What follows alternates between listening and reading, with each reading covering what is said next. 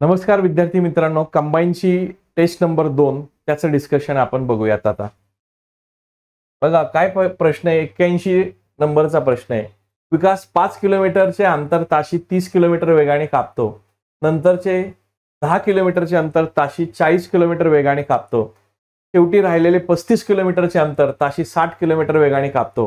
तर संपूर्ण प्रवासादरम्यान विकासचा सरासरी वेग असणारा पर्याय कोणता? आता या पद्धतीचा जो प्रश्न आहे याच्यात डिस्टन्स सारखं नाहीये. डिस्टन्स वेगवेगळे, स्पीड वेगवेगळे. डिस्टन्स सारखं असतं तर तो आपण 3xyz भागिले xy अधिक yz अधिक xz हा फॉर्म्युला यूज केला असता. पण इथे आपल्याला काय करावं लागेल, सरासरी वेग म्हणजे ॲव्हरेज स्पीड याचा जो फॉर्म्युला आहे हा एक फॉर्म्युला तुम्हाला माहितीच असेल. तो म्हणजे total distance divided by total time, लागलेला संपूर्ण वेळ. आता डिस्टन्स किती लागले बघा, 5 किलोमीटर सुरुवातीला, पुढचे 10 किलोमीटर आणि नंतर राहिलेले 35 किलोमीटर. तो टोटल टाइम जर आपण फाइंड आउट केला तर काय काय बघा, 5, 10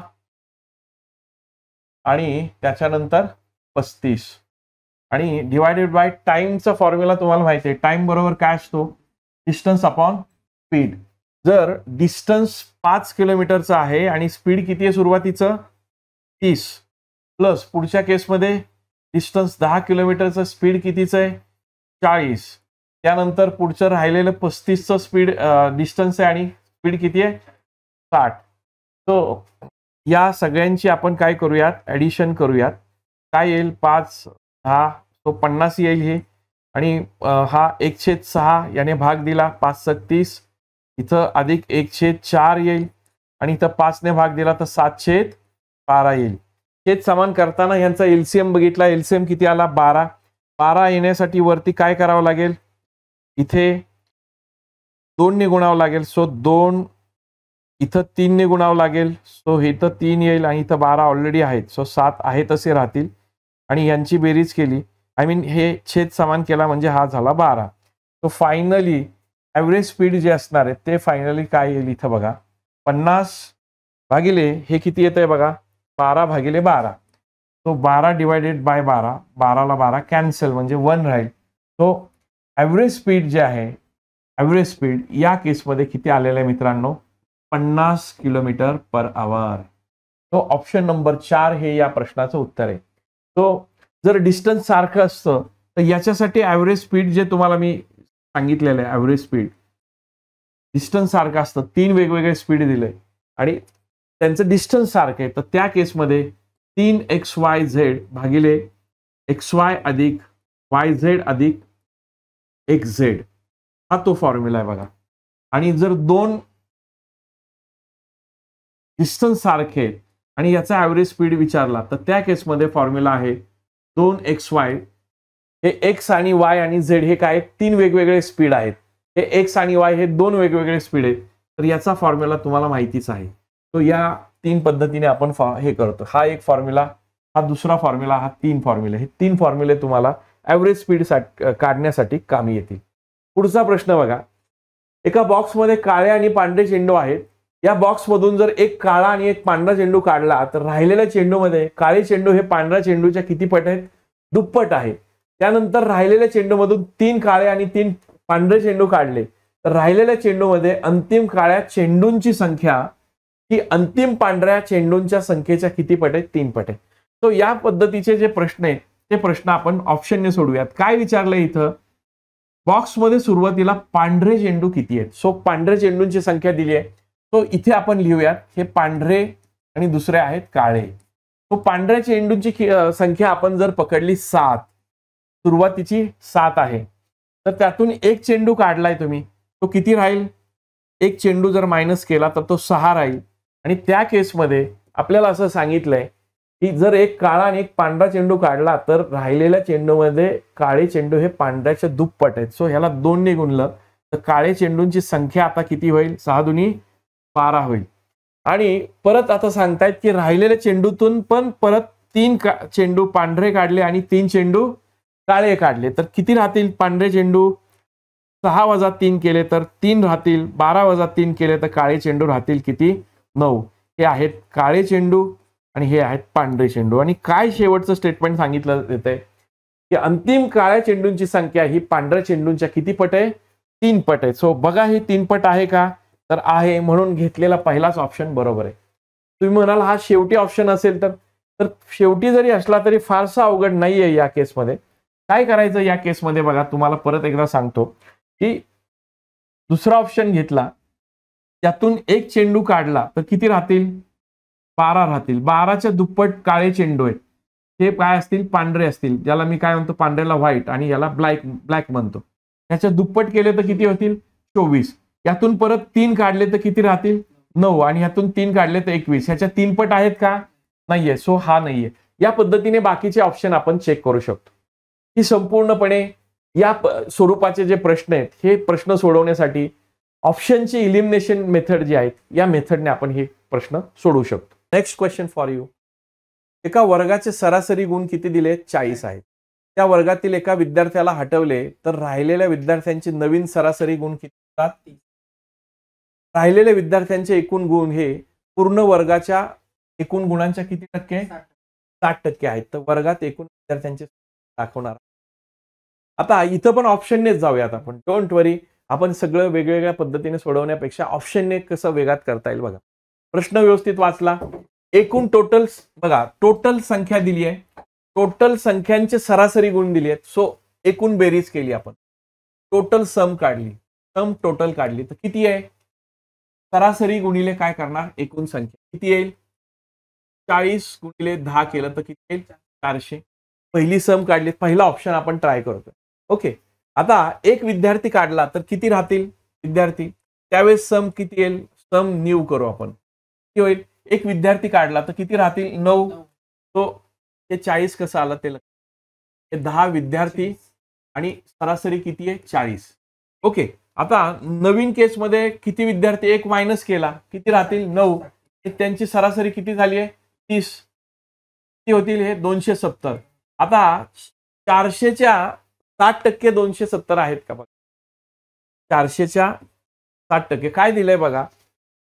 एकूण राहिलेल्या विद्यार्थ्यांचे एकूण गुण हे पूर्ण वर्गाच्या एकूण गुणाच्या 60% आहेत का? त्याच्या 60% येत आहेत का? चेक. 60% म्हणजे किती? 6 चोक 24, म्हणजे 240 यायला पाहिजे. तर पहिला ऑप्शन घे. लक्षात येते? So let's go for the second option. Second option try करू. याच पद्धतीने सेकंड ऑप्शन ट्राय करणार. तर चेक करा. समजा 8 विद्यार्थी आहेत, ही सरासरी किती आहेत? तो सम टोटल काढली. तो 8 विद्यार्थी 8 गुणिले किती करणार? 40. किती येईल? 320. एक विद्यार्थी वजा केला, सम न्यू काढली. सम न्यू किती येईल? एक विद्यार्थी 7 आणि त्यावेळेस किती? 30. 7 त्रिक 21. 210 होतात का? 320च्या 320च्या 60% काढून बघा. 0 0 3 0 0 32 सग 6 दुनी 12, शेवटी 2 यायला पाहिजे, 210 येतात. सो नाही. सो हे पण तुमचं उत्तर असणार नाही. या पद्धतीने तुम्ही वेगात तुम्ही फाइंड आउट करू शकता. ओके. तो आता पुढचा ऑप्शन घेऊ 5. तो सम टोटल काढायची झाली तर काय येईल सांगा बरं? 40 गुणिले 5 करा, किती येईल? 200. तो एकूण मार्क झाले 200. आता न्यू सम करायची. न्यू सम काय होईल? एक विद्यार्थी कमी केला, किती झाले? 4. नवीन सम किती झाली? 30. किती आले? 120. थोडक्यात काय, 100ला 60 असल्यावर 200ला किती होतील? झाले का 120? बघा बरं, 200चे 60% किती येतात? चेक करा. सॉरी, 60%. 200चे 60%. 0 20 आलं. So your answer is, my dear friend, option number 3 will be your answer. तो या पद्धतीने ऑप्शनने जा, ऑप्शनने पटापट आन्सर. चला, एका नळाद्वारे पाण्याची टाका. बघा, आपल्याला एका तासामध्ये जर जास्तीत जास्त क्वेश्चन सॉल्व्ह करायचे असतील, जे अवघड प्रश्न आहेत ते सुरुवातीला तुम्ही सॉल्व्ह करू नका. इझी क्वेश्चनला हात घाला, वेगात त्याचे आन्सर्स फाइंड आउट करा. वेळ राहिला तरच डिफिकल्ट क्वेश्चन कडे तुम्ही जा. बघा, व्हेरी गुड. काय येणार? एका नळाने 4 मिनिटं लागतात, दुसऱ्या नळाने किती लागतात? 12. दोघांचा एलसीएम किती येईल? 12च येईल. 4च्या पाड्यात आहे 12. तो 1 आवर मध्ये बघू, एका तासात किती काम होईल बघू. ए किती येईल, 12/4 केलं तर किती येईल, 3.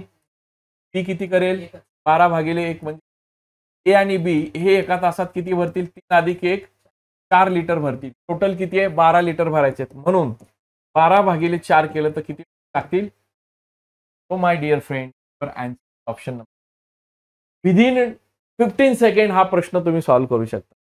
मला प्रॅक्टिस फक्त लागते. बघा, रीड क्वेश्चन केअरफुली. 660 किलोमीटर वेगाने जाणारी एक त्या ट्रेनमध्ये एक माणूस बसलाय आणि त्याच्या विरुद्ध दिशेने दुसरी एक ट्रेन. दोन जर ट्रेन एकमेकांच्या अपोजिट डायरेक्शनने एकमेकांना क्रॉस होत असतील, त्या केसमध्ये त्यांचा रिलेटिव्ह स्पीड आपण काय करतो, त्यांची ऍडिशन, सापेक्ष वेग म्हणजे ऍडिशन करतो.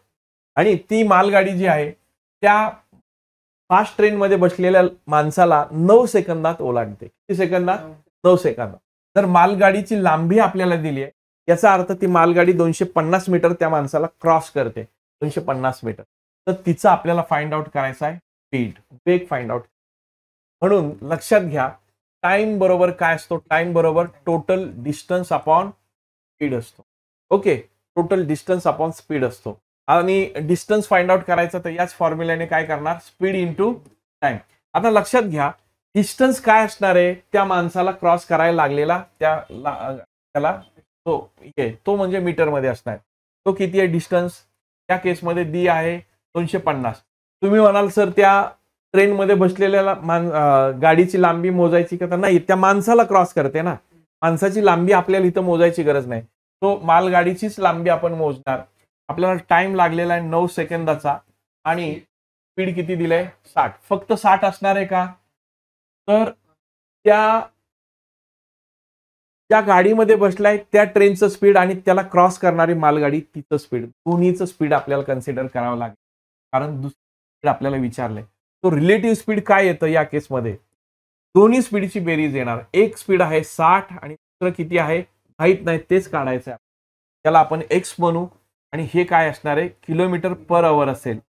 हे मीटर पर सेकंड मध्ये दिलं, ह्याला कन्वर्ट करावं लागेल. So my dear friend, total distance काय दिलं, 250 मीटर मध्ये हे इज इक्वल टू स्पीड किती आहे, 60 प्लस एक्स इंटू 5/18 करा. किती सेकंद लागला ह्याला क्रॉस करायला, 9. 9 1 9, 9 2 18, 2 इकडे येऊ द्या, 2 इकडे आल्या, 250 गुणिले 2 केलं तर हे 50, 500 येतील. तो 5 ने आत गुणा, 5 सक 30, 5 सक 30 होईल, 300, 5 एक्स. तो हे किती येईल बघा, हे 200 राहतील बघा, बरोबर. तो 500 मधून 300 गेले, 200 राहिले, 200 भागिले 5 करा, हे म्हणजे एक्स असेल. किती येईल बघा, x is equal to 40 kilometre per hour. ते आलं 40. Option number 3 will be. लक्षात येत आहे का कसा आपण प्रश्न, लक्षात घ्या. सगळ्या गोष्टी व्यवस्थित वाचून घेतल्या, हा प्रश्न तेवढासा अवघड. चला, हा एक वेगळ्या धाटणीचा क्वेश्चन आहे, थोडासा वेगळा आहे. चेक करा. द्रावण ए आणि द्रावण बी मध्ये अनुक्रमे 3:7 आणि 4:11 या गुणोत्तरात अल्कोहोल आणि पाणी आहे. तो दोन मिक्सचर दिले, सोल्युशन दिले ए. सोल्युशन या ए मध्ये जे आपल्याला अल्कोहोल दिले, लेट से दॅट हे अल्कोहोल आणि दुसरं काय दिले, वॉटर. ते आहे अल्कोहोल, ते आहे वॉटर. तो मला तुम्ही सांगा किती दिले, पहिलं 3:7, काय दिले 4:7. आणि याच्यातून काय काढलंय बघा, तर द्रावण सी तयार करताना काय केलेलं आहे, 2 लिटर ए, याच्यातून 2 लिटर घेतलंय ए आणि ते 3 लिटर बी मध्ये मिक्स केलंय आणि नंतर सी द्रावण तयार केले. त्या सी द्रावणात अल्कोहोलचं पर्सेंटेज फाइंड आउट करायचं. तो याच्यासाठी आपल्याला काय करावं लागेल बघा, याच्यात टोटल किती आहेत अल्कोहोल बघा, 7, 3 आणि 7 किती झाले, 10. हे टोटल 10 सोल्युशन झालं. यात अल्कोहोल किती झालं, 3. आणि यातून किती लिटर काढतोय आपण, ए मधून 2 लिटर काढतोय. सो 2 करू आपण. तो हे काय झालं बघा, 2×5, तो किती झालं, 3×5. हे अल्कोहोल कशातून झालं, अल्कोहोल ए मधून झालेलं. ओके, आता बी मधून पण त्याच पद्धतीने काढू आपण. बी मधून किती येईल टोटल? 4 आणि 1 11 आणि 4 15. तो 15 पैकी 4 भाग अल्कोहोलचे आणि किती लिटर आहे ते? 3 लिटर आहे माझ्या मते, बरोबर ना? 3 1 3 3 5 15. तो हा भाग किती झाला? 4/5. तो 4/5 आणि 4/3/4 हे ऍड होणार, बरोबर ना? हे टोटल काय असणार आहे? अल्कोहोल. आता वॉटर पण याच पद्धतीने करू, कारण आपल्याला टोटल फाइंड आउट करायचंय. ओके, वॉटर मी जरा वेगळ्या पेनने लिहितो. वॉटरच्या बाबतीत मला सांगा काय होईल? हे झालं अल्कोहोल. वॉटर इकडे वरती लिहितो. सांगा बरं टोटल 3 6 झालं. वॉटर फाइंड आउट करताना ए मधलं किती असेल? 10 आणि हे किती असेल? 7 भाग आहे. 2 आहे, 2 लिटर घेतलंय ए मधलं, काय आलं हे? 7/5. तो वॉटर ए मध्ये आपण कन्सिडर केलं. हा त्याला इथं आपण बी करू. सॉरी, हा ए नाही, ए आणि बी मधलं घेतलंय ना, हे बी मधलं अल्कोहोल आहे. ओके, हे ए मधलं जर वॉटर घेतलं तर वॉटर किती आलं? 7/5. 7/5 आलं. प्लस बी मध्ये किती येईल बघा? बी मध्ये टोटल वॉटर 11 आणि 4 15. 15 पैकी किती भाग आहे? 11चा घेतोय आपण 3 11/5 आलंय. सो हे झालं बी मधलं काय झालं? वॉटर. सो वॉटरचा भाग झाला, हा झाला अल्कोहोलचा. दिलंय मी इथं अल्कोहोल आणि वॉटर. या दोघांची बेरीज करा, किती येईल? 5 सेम आहे. तो 3 आणि 4 किती होतील? 7. आणि हे किती होईल बघा? हा होईल 5 आणि हे काय? 7 आणि 11. 18 होईल. बरोबर, 18/5 होईल. परत येतील 18/5, बरोबर. हा भाग त्याचा होईल. आता मला तुम्ही सांगा, टोटल हे दोन्ही मिक्स केले सी मध्ये, तो सी मध्ये पार्ट काय येणार? अल्कोहोल आणि दुसरा वॉटरचा. तो किती आला? 7/5. दुसरा काय येणार? 18/5. 5 ला 5 कॅन्सल होईल. त्यांचा रेशो काय आला? 7:11 आला. 7:18 हा रेशो कशाचा झाला? अल्कोहोल आणि वॉटरचा, सी मधला. ओके, तो आता टोटल आपल्याला काय विचारलंय याच्यामध्ये? अल्कोहोलची टक्केवारी काढा. आता मला तुम्ही सांगा टोटल किती झाले नवीन द्रावणात? टोटल सोल्युशन 18 आणि 7 अल्कोहोलची टक्केवारी, अल्कोहोल पर्सेंटेज हे 25 झालं. 25 पैकी अल्कोहोल किती आहे? 7 आहे. पर्सेंटेज काढायचं तर किती करणार? गुणिले 100. 25 1 25, 25 चोक 100, 7 चोक 28% यायला पाहिजे. आहे का ऑप्शन? पहिला ऑप्शन आहे. सो माय डिअर फ्रेंड, या तर काय येईल? ऑप्शन या पद्धतीने काढायचा. दिस इज ट्रिकी लिटिल बट, पण या पद्धतीने याला कशा पद्धतीने हे मिक्स करतो आपण. जर असे वेगवेगळे प्रकारचे 2 सॉल्युशन्स दिले, ए आणि बी, यातून काहीतरी पार्ट काढायचा, यातून काहीतरी, बी मधून काहीतरी लिटर्स काढायचे, हे मिक्स करून सी एक नवीन सोल्युशन फाइंड आउट करायचं. सो अल्कोहोलचं सेपरेट घेतलं पाहिजे, त्यांची ऍडिशन करा. वॉटरची ऍडिशन करा. ते सगळं मिक्स करून कशामध्ये? सी काढा. तर एक तर त्याचा रेशो विचारतील किंवा त्याचं पर्सेंटेज विचारतील. ते काढणं फारसं अवघड नाहीये. ओके, हे माझ्या मते तुम्हाला कळालं असेल. नेक्स्ट क्वेश्चन घेऊयात. स्नेहल एक काम 60 दिवसात पूर्ण करतो, परंतु 10 दिवसात काम केल्यानंतर स्नेहल निघून गेली. उर्वरित काम चेतनाने 10 दिवसात केले. आता बघा, स्नेहलचं जे स्पीड आहे कामाचं, कामाचं स्पीड आपण पकडूयात. स्नेहल एका दिवसात काय करू? एक टेबल बनवतो. एका दिवसात किती टेबल बनवते? एक टेबल काम करते. Will do 1 table work in 1 day. 60 दिवसात किती काम करेल? सो टोटल वर्क किती येईल सांगा? नीट सांगा. 60 दिवसात टोटल वर्क किती येईल? एका दिवसात किती? एक टेबल बनवते. 60 दिवसात किती करेल? तो टोटल वर्क झालं 60 टेबल. आता स्नेहलने किती दिवस काम केलंय? 10 दिवस. 10 दिवसात किती काम करेल स्नेहल? 10 टेबल. 10 टेबल काम करेल. म्हणजे किती काम झालंय? 60 टेबल मधून 10 झालंय. शिल्लक किती राहिलं? शिल्लक काम राहिलंय 50. 50 टेबलचं काम ते कुणी केलंय? चेतनाने. किती दिवसात काम पूर्ण? 10 दिवसात. म्हणून चेतना एका दिवसात किती करते काम ते काढूयात. 50 भागिले 10 केलं. So she will make 5 table in a. मग आता आपल्याला प्रश्न काय विचारलाय बघा, जर एकटी चेतनानेच ते संपूर्ण काम केलं, संपूर्ण काम किती आहे टोटलवर 60 टेबलचं, किती दिवसात करेल? So my dear friend, your answer is 60 divided by 5 करा. तो 5 ने भाग दिला तर कितीने? 12 डेज मध्ये ती फाइंड आउट करेल का? ती ऑप्शन नंबर 3 या पद्धतीने फाइंड आउट करायचं आहे. ऑप्शन 3 हे तुमचं उत्तर असेल. येतंय का सगळ्यांच्या लक्षात? चलो नेक्स्ट क्वेश्चन घेऊयात. एका गावात मराठी जाणणारे 75% आहेत, ती जाणणारे 25% आहेत आणि 65% हिंदी जाणणारे 65%, मराठी जाणणारे 75%, दोन्ही भाषा जाणणारे 3000%. जर त्या गावात दोन्ही भाषा न जाणणारे किती आहेत? 10%. आता कधी पण लक्षात घ्या, दोन्ही भाषा न जाणणारे आहेत ते आपण इथं दोन्ही लँग्वेज न येणारे, न जाणणारे असं आपण जाणणारे ते किती दिले? 10%. मला सांगा, न जाणणारे मराठी न जाणणाऱ्यांची संख्या दिली आहे का? काढता येईल का? कशी काढणार? मायनस करणार 100 मधून. जर मराठी येणारे 75% आहेत तर मराठी न येणारे किती येतील? 25%. मराठी न जाणणारे येतील 25% येतील. तो आणि हिंदी जाणणारे किती आहेत? 65. न जाणणारे किती येतील? बरोबर, न जाणणारे येतील 35. तो हे झाले 35. त्यापैकी दोन्ही भाषा न जाणणारे 10% दिले. मला सांगा, 25 पैकी 10 इथं शिल्लक किती राहिले? 15. 35 पैकी 10 इथं शिल्लक किती राहिले? 25. सगळ्यांची ऍडिशन करा, येईल बघा 50 येईल. त्याचा अर्थ 15 50. तो 15%, 10%,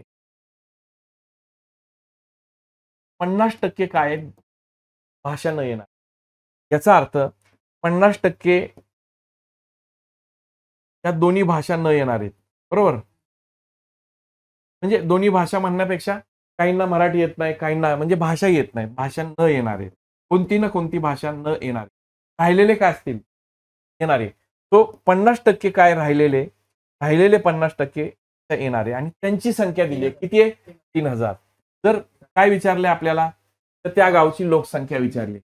50% जर 3000 असतील तर 100% किती असतील? गुणाकार करा, ह्याची दुप्पट होईल.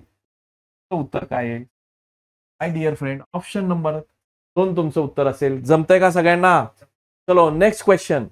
आता कोणत्या तरी 2 संख्यांची अदलाबदल करायची आणि योग्य समीकरण तयार करायचं.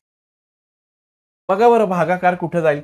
पहिला ऑप्शन ट्राय करून बघू. 34 आणि 17 अदलाबदल केली तर काय समीकरण तयार होईल? 42 अधिक 17 दिले 5 वजा 68 दिले 34 करणार. 100 येत आहे का? भागाकार अगोदर करूयात. 42 अधिक येईल वजा 2 होईल. 34 गुणी 68, बरोबर ना? 34 17 गुणिले 5 85 वजा 2 बरोबर किती येतात बघू. किती येईल बघा? 5 आणि 2 7, 8 आणि 5 8 आणि 4 12. 127 वजा 2 करा, किती येते? 125. ते किती यायला पाहिजे? 100. पहिल्याच ह्याच्यात आपल्याला समीकरण दुसरं टाकून बघा, येणार नाही. आलं तर मग जमय, नाहीच येणार ते. ओके, तो असं तुम्ही म्हणाल शेवटी असेल तर मग ट्रायल अँड एररच करावं लागेल, याला दुसरा काही ऑप्शन नाही. ओके, आणि हे बघायचं, समजा तुम्हाला अजून सांगतो 34 आणि 68. समजा या ठिकाणी जर 34 टाकलं तर 68 टाकलं, काय होईल? 34 ने भाग जाईल 17 दोन्ही, 2 वजा 2 होतील आणि 68 आणि 5चा गुणाकार लांब पुढे जाईल 300 आणि 300 हे केलं तर 125 येणार नाही. तर 42 आणि 68 आपण चेंज केलं तर 17 आणि 42 ला भाग जात नाही, त्यामुळे हा आपला येणारच नाही. तर 42 आणि 5 जर इथं टाकलं आणि 42 इथं टाकलं तर भाग म्हणजे 4 येईल. 4 वजा करा, इथं काय आलं? 42 गुणिले 34 लांब पुढे कुठेतरी जाईल, हे पण वर्क होणार. तो एक ऑप्शन राहील, जरी शेवटी असेल तरी फारसा काही इश्यू येणार नाही. आता माय डिअर फ्रेंड्स, तर तुम्हाला ABCD तुम्हाला माहिती पाहिजे. WXYZ. आता मला सांगा, एक्सचा क्यूब केलाय, एक्सचा क्यूब ते काय आला? एक्सचा क्यूब केलाय म्हणजे 27 आलाय. तो क्यूब काय आलाय? 27 म्हणजे 27 काय येईल, ह्याच्या अपोजिट काय आहे 3. तो एक्सचा क्यूब केला, एक्सच्या अपोजिट सी आहे, ती म्हणजे किती आहे 3 आहे. 3चा क्यूब केला किती आला 27. हे लक्षात आलं का? तसं क्यूचा क्यूब आहे, ऍक्च्युली हे क्यूब आहे, हे आमच्या टायपिंग वाल्यांनी लिहायला पाहिजे होतं, नाही हरकत नाही. चला क्यूचा क्यूब, क्यूच्या अपोजिट काय येतंय एफ. 1 2 3 4 5 6 6 म्हणजे 6चा काय यायला पाहिजे क्यूब. 6चा क्यूब काय येतो 216. तो माय डिअर फ्रेंड याचं उत्तर काय असेल कळालं का सगळ्यांना? बघा अपोजिटचा. एका व्यक्तीने काही कप, आता हे थोडासा डायसी क्वेश्चन आहे, वेळ जाऊ शकतो, पण बघा कसं तुम्ही डोकं चालवताय. एका व्यक्तीने काही कप चहा आणि काही कप कॉफीसाठी एकूण 47 रुपये मोजले, तर चहाच्या एका कपासाठी 5 रुपये घेतले जातात आणि कॉफीसाठी 8 रुपये घेतले जातात. त्या माहितीवरून खालीलपैकी ते विधान बिनचूक म्हणजे काय बरोबर आहे. त्या व्यक्तीने 8 काय केलं चहा आणि कॉफी, 8 कप चहा आणि कॉफी घेतली. नेमकं 8 कप चहा आणि कॉफी, 8 कप चहा कॉफी ह्याच्यात काय रिलेव्हन्स लागत नाही. त्या व्यक्तीने समान कप चहा आणि समान कप कॉफी घेतली. समजा समान कप पण जर पकडलं तर काय येऊ शकतं बघा.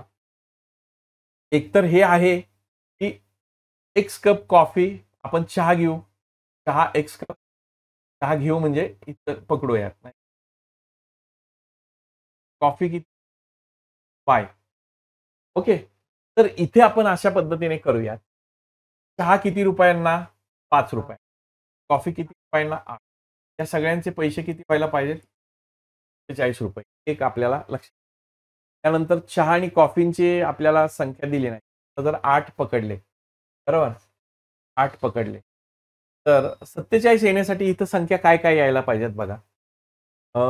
इथं जर आपण पकडलं 1 ने गुणलं 8 एके 8, इथं 7 7 5 35 आणि 8 43 होईल, नाही येणार. तर 2 ने गुणा 8 दुनी 16, तर इथं समजा 8 कप असतील तर 16 म्हणजे राहिलेली किती 31 यायला पाहिजे. 31 5च्या पाड्यात येत नाही. 3 घ्या, 8 त्रिक 24, 24 वजा करा 47 मधून, वजा केले 43 वजा 23, 23 ला 5 ने भाग जात नाही. काय करा 4 घ्या, हे 4 घ्या, 8 चोक 32, 32 वजा करा बरं, 47 मधून 32 वजा करा, काय राहतील 15, बरोबर 15 राहतील, 15 राहिले. म्हणजे समजा जर तुम्ही 4 कप काय घेतले कॉफीचे, 4 कप घेतले, बरोबर, आणि हे किती कप घेतले 3 कप घेतले, बरोबर 3 कप काय घेतले चहाचे, चहा आणि हे काय कॉफी, तर किती होतात 5 त्रिक 15 आणि 8 चोक 32, तर हे मात्र येतंय 47, बरोबर. मग आता बघा याच्यावरून काय समान येईल का नाही. 8 कप चहा आणि कॉफी घेतली आहे का नाही, 7 घेतली आहे मला बघा. 3 कप चहा घेतलाय आणि 4 कप कॉफी घेतली, 4 आणि 3 किती यायला पाहिजे 7. त्या व्यक्तीने कॉफीपेक्षा जास्त कप चहा घेतलाय का चहा नाहीये. त्या व्यक्तीने चहापेक्षा जास्त कप काय घेतली, चौथा नंबर. फार ट्रिकी स्वरूपाचा क्वेश्चन आहे, जमलं तर सॉल्व्ह करा, अदरवाईज शेवटी ठेवा. अशा प्रश्न सोडवण्याचा अगोदरचा अट्टहास प्रॅक्टिस असेल. बर बर बर बघूयात. रवीचे वय राजूच्या वयाच्या वेळेस किती आहे, राजूच्या वयाच्या, असं आपण पकडू. रवीचं वय राजूच्या वयाच्या किती पट आहे, राजूच्या वयाच्या 3 पट. म्हणजे मोठा कोण झाला यांच्या, मोठा कोण झाला, राजू झाला, रवी झाला. रवीचे वय राजूच्या वयाच्या असेल येईल, बरोबर, मोठा राजू झाला. ओके, म्हणजे काय झालं यांचा रेशो 1:3 झाला, बरोबर 1:3 का सुद्धा एवढंच वाक्य. बरं पुढे काय दिलंय बघा अजून. आणि 2010 मध्ये जर आपण पकडलं 2010 ते किती वर्ष पुढे जातोय जरा चेक करा, किती वर्ष पुढे जातोय आपण, 8 वर्ष पुढे जातोय. रवीचे वय राजूच्या वयाच्या पट होईल. मोठा राजूच आहे, बरोबर राजूच आहे. बरं असं आपण पकडूया, राजू जर 3चा असेल बघा, हा इथं आपण राजू पकडू, हा आपण रवी पकडू. रवी 3 असेल तर राजू किती असेल? 3. ओके. आता होतंय काय, रवीचे वय 2010 साली, हे आहे 2002चं, बरोबर. 2010 साली काय होईल? 8 वर्षांनी, 8 वर्षांनी काय होतंय मला सांगा? ते काय होतंय, राजूच्या वयाच्या निमपट होतंय. म्हणजे राजूचं 2 असेल तर ह्याचं किती येणार? आता ज्यावेळेस हा रेशो वर्ष वाढत असेल तर हा वाढत असेल तरच तो नॉर्मल आहे म्हणायचं. अदरवाईज त्याचं नॉर्मलायझेशन करावं लागतं. ते नॉर्मलायझेशन करणार कसं आपण बघा. याच्यात ह्या दोघातला फरक किती आहे? या दोघात डिफरन्स आहे 1चा. ते लिहितो मी फरक. कितीचा फरक आहे? 1चा. हा हा 1चा फरक. या 1च्या फरकाने वरती इथं परत एकदा लिहितो, इथं रवी, इकडं राजू. बघा या दोघात 1 आणि 2 मध्ये फरक आहे 1चा. 1 ने इकडे गुणलं तर रवी किती येईल? 1 आहे आणि हा राजू. आता 10 वर्षानंतर, सॉरी 8 वर्षानंतर काय बदल होईल त्यांच्यामध्ये? या दोघात कितीचा फरक आहे? रेशोचा 2चा. 2चा फरक आहे. तो 2चा फरक आहे. या 2च्या फरकाने इकडे गुणा. इथं होईल 2 आणि इथं होईल 4. का लक्षात? तो आता मला तुम्ही सांगा काय व्हायला पाहिजे? किती वर्ष वाढले त्याच्यात? 8 वर्ष. आणि आता बघा नॉर्मल झाला का बघा? हा 1 ने वाढतोय, हा पण कितीने वाढतोय? 1 ने. ह्या नॉर्मलायझेशन ऑफ रेशो म्हणतात. लक्षात घ्या. खालच्या फरकाने वर गुणणे, वरच्या फरकाने खाली गुणणे. This is what normalisation of ratio. आणि ह्या 8 वर्षाने काय होणार? आता किती वाढतोय बघा बरं. 3चा 1 वाढलाय, इथं पण 1 वाढलाय. म्हणजेच काय? 1 युनिट म्हणजे किती झालं? 8 वर्ष. 1 युनिट म्हणजे झालं 8 वर्ष झालं. आणि 1 युनिट जर तुमचं 8 वर्ष असेल त्या केसमध्ये, आता कोणाचं काढायचंय? कोणाचं काढायला? रवीचं विचारलंय. रवीचं विचारलंय आपल्याला. 1 युनिट 8 असेल तर रवीच्या जन्माच्या वेळेचं हे काढायचंय. तो रवीच्या जन्माच्या वेळेचं वय काढायचं. रवी कितीचा असेल सांगा बरं? 1 युनिट 8चा असेल तर रवी 8च वर्षाचा असेल. 8 वर्षाचा असेल की नाही? रवी 8 वर्षाचा असेल. कारण कधी 2002ला 2002ला रवी किती वर्षाचा आहे? 8 वर्षाचा आहे. मग रवीचा जन्म काय असेल? 2000, सॉरी किती आहे? 2002 वजा 8 करा. कसं येईल? 2002 वजा 8 करा ना. 2002 मधून 8 हे 2 घालवा आणि परत 6 घालवा. 94 होईल. येईल. समजतंय का सगळ्यांना? आणि जर तुम्हाला राजूचं वय विचारलं असतं, राजूचं आजचं मला सांगा, आजचं 2010चं ह्याचं वय किती आलं असतं? 8 दुनी 16 आलं असतं. 2010 बघा, 94 अधिक 2010 किती होतात? 16 वर्ष होतात, बरोबर. आणि राजूचं किती आलं असतं? 8 त्रिक 24. 24च्या हा किती पट आहे? 8 वर्षाचा, मग 1/3 आहे. आणि हा किती आला असता? 8 चोक 32. 2010 साली हा 32चा आला असता. सो या पद्धतीने हे सगळे सॅम्पल्स. तो याच्यात आपण मेन गोष्ट काय शिकलो की रेशो आहे. रेशोला कशा पद्धतीने ऍडजस्ट करायचं. नॉर्मल रेशो दिला तर तो डायरेक्ट आपल्याला आन्सर देतो. पण if it is not a normal then we have to make normal ratio. तो कसा करतो आपण लक्षात घ्या. खालच्या मधला जो डिफरन्स आहे त्याने वर मल्टिप्लाय केला, वरती असलेल्या डिफरन्सने खाली मल्टिप्लिकेशन केलं. तो नॉर्मलायझेशन या पद्धती. चला, एका वर्गातील 6 मित्रांचे गणित विषयातील मिळालेल्या गुणांविषयी चर्चा चालू होती. एला सर्वात जास्त गुण मिळाले, बीला डी पेक्षा जास्त गुण मिळाले, टीला कमीत कमी 2 व्यक्तींपेक्षा जास्त गुण मिळाले आणि ईला सर्वात कमी गुण मिळाले नाही. यावरून निश्चितपणे सर्वात योग्य असलेलं विधान फाइंड आउट करा. निश्चितपणे सर्व योग्य असलेलं विधान बघा. ही जरी माहिती आहे, ही माहिती नॉर्मली कॉलम स्वरूपात मांडायची. काय दिले? 6 मित्र आहेत, बरोबर.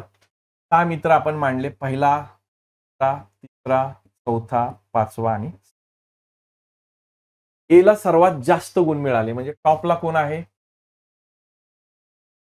बीला डी पेक्षा जास्त गुण मिळाले. म्हणजे आता साईडला जर आपण मिळाल, हा डी वर आहे, तिला कमीत कमी 2 व्यक्तींपेक्षा जास्त गुण मिळाले. म्हणजे ती या 2 ठिकाणी नसणार आहे. कमीत कमी 2 म्हणजे सी इकडं फिट होऊ शकतो, इकडं किंवा इकडं पण फिट होऊ. कमीत कमी 2, जास्तीत जास्त किती असू शकतो. ओके. आणि ईला सर्वात कमी गुण मिळाले नाही. म्हणजे ई इथं फिक्स बसत नाही.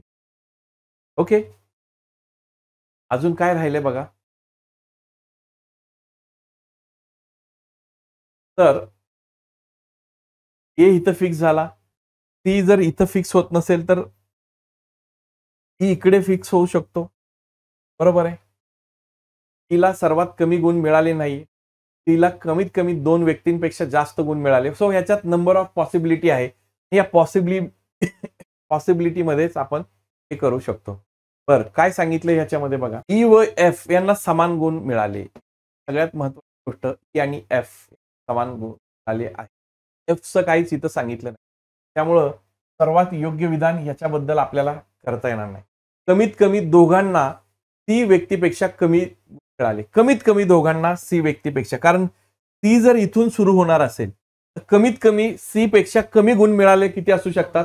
2. म्हणजे हे येऊ शकतं. ओके, हे वाक्य येऊ शकतं. बी या व्यक्तीला सर्वात कमी गुण मिळालेले असू शकतात. असू शकतात का? नाहीये, कारण बी हा डीच्या वरती आहे. त्यामुळं हे पण विधान रॉंग आहे. वरीलपैकी एकही नाही. तर बेस्ट चॉईस कोणता? नंबर 2. बघा, या पद्धतीने दिलेल्या माहितीला कुठंच व्यवस्थित मांडता येत नाही. म्हणून हा प्रश्न मध्येच सोडून देऊ नका. कारण दिलेले जे ऑप्शन्स आहेत, हे ऑप्शन्स वरून आपल्याला आन्सर इझिली फाइंड आउट करता येईल. So go to the options, read it carefully, then mark your answer. Okay. So दिलेले हे वाक्यच आहे ना, ला कमीत कमी 2 व्यक्तींपेक्षा जास्त गुण मिळाले. म्हणजे त्याचा अर्थ काय? ती पेक्षा कमीत कमी दोघे जण असे असू शकतात की कमी मार्क. चला, ही सिरीज आपल्याला फाइंड आउट करायची. काय येते? वाढले, वाढतायत, 5 वाढतायत, 7 वाढतायत, 9 वाढतायत, इथं 11 वाढतील. 27 आणि 11 तर 30 असं त्याचं. Very good. तो तुमच्या लक्षात येत आहे का? हे सोपे सोपे प्रश्न असे लपून राहिलेत मागच्या बाजूला. मला मेन एक्झाम मध्ये, तुमच्या कंबाईनच्या एक्झाम मध्ये हे फाइंड आउट करायचे. इझियर क्वेश्चन जे असतात, इझिएस्ट क्वेश्चन, इथे तुम्हाला पोहोचता आलं पाहिजे. तो स्कॅन करणं सुरुवातीला महत्वाचं आहे. ते सोपे आहेत. आरशातून घड्याळाकडे बघितले असता त्यात 5 वाजून 30 वाजलेले दिसले. तो अशा पद्धतीचा असेल. आरशात 11 वाजून 60 मधून 5:30 वजा करा. आलेलं 11तून 6 गेले, 6 वाजून 6:30 हे तुमचं उत्तर असेल. अगदी 10-10 मिनिटाच्या आत हे 2 प्रश्न सॉल्व्ह करता येतात. चला, पुढचं रिझनिंगचं क्वेश्चन आहे. सर्व वाहक चालक आहेत. सर्व वाहक आहेत. चालक जो आहे तो राईट. सर्व वाहक चेकर आहेत.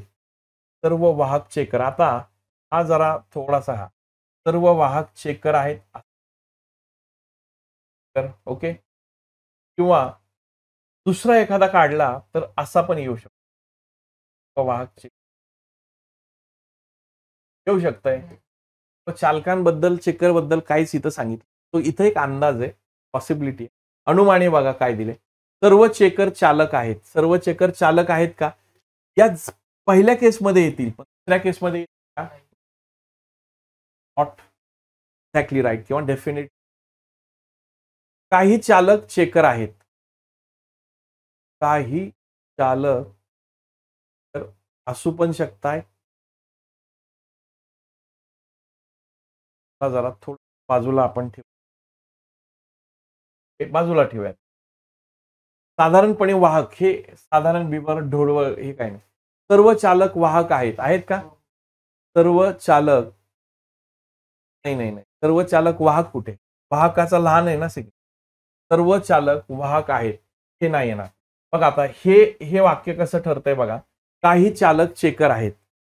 तर जर आपण चेक केला तर काही चालक जे आहेत ते चेकर आहेत हे वर्क होते. या केसमध्ये हे विधान फक्त येते. फक्त विधान काय येणार? 2 बरोबर येणार. चला 97 नंबरचा प्रश्न सोडवा. चला काय येईल उत्तर करा सगळ्यांनी. काय दिसतंय बघा, घनाच्या जवळच्या सिरीज आहेत का? 3 आहे. काय होईल बघा, 1 चा घन अधिक 2 केलं तर किती येईल? 3. 2 चा घन अधिक 2 केलं तर किती येतं? 2 चा घन किती येतो? 2 चा घन किती येतो? 8. 8 अधिक 2 10. 3 चा घन किती येतो? 27 अधिक 2 केलं तर 29 येईल. 4 चा घन अधिक 2 केला 64 आणि 2 66. 5 चा घन अधिक 2 केला 27. 6 चा घन अधिक 2 केला तर किती? 6 चा घन 16 अधिक 2 200. ऑप्शन नंबर 2 कळते का सगळ्यांना? चला थर्ड लास्ट क्वेश्चन. आता बघा बरं, सगळ्या ऑप्शन मध्ये जे आहे सगळीकडे 2 नंबरचा ऑप्शन पण सारखा आहे, शेवटचा पण अंक सारखा आहे. कुठं वेगळा आहे बघा? 3 नंबरचा वेगळा आहे बघा. 3 नंबरचा वेगळा आहे. चेक करा बरं. ABCD इथं तुम्ही ड्रॉ केली. ABCD.